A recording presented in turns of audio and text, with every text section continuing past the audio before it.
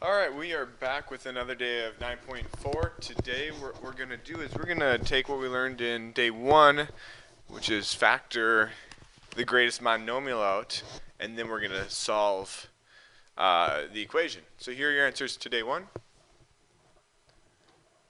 And then here are a couple more answers. One thing to note is this video should go a little bit quicker because you already know how to factor the monomial out.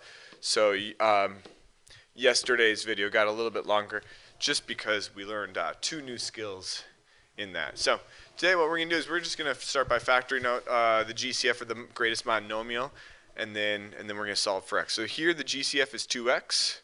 So we're going to take out a 2x out of both terms. That leaves me with x plus 4. And then we're going to use the zero product property and then solve each equation for x. So here on the left one, x equals 0, and here on the left one, x equals negative 4. And you can always check your answer by plugging in the x into both spots, and then you do that for both numbers here.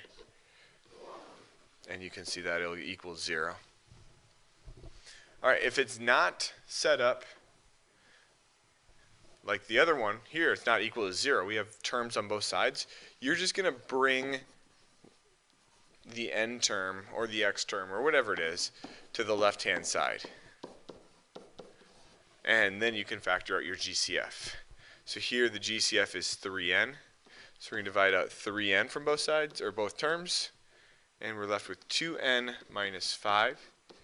And then we can use the zero product property, so either 3n equals 0 or 2n minus 5 equals 0.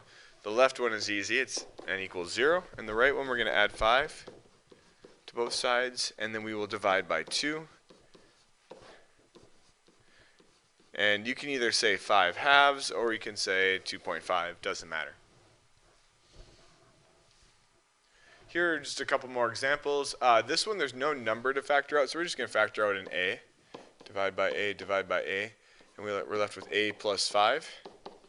And then a equals 0 or a plus 5 equals 0, so a equals negative 5.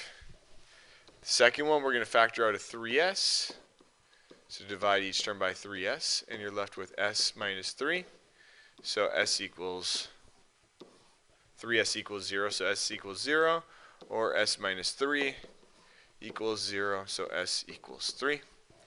And the last one here, we're just going to subtract 2x to bring it to the other side, and then we can do just what we've been doing. The GCF here is 2x. One thing to be careful with when you have 2x divided by 2x, that is equal to 1. So don't put that as a 0 there. Alright, so 2x equals 0 or 2x minus 1 equals 0, and then solve each one of those. So it's pretty repetitive once you kind of know what to do.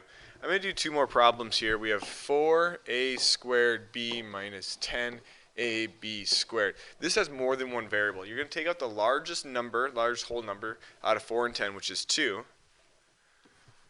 And then you're going to take out as the highest power of a's, which is a, because you can take an a out of a squared, you can take an a out of a, and then you can take out a b out of b, and you can take a b out of b squared. So 2ab divides out evenly.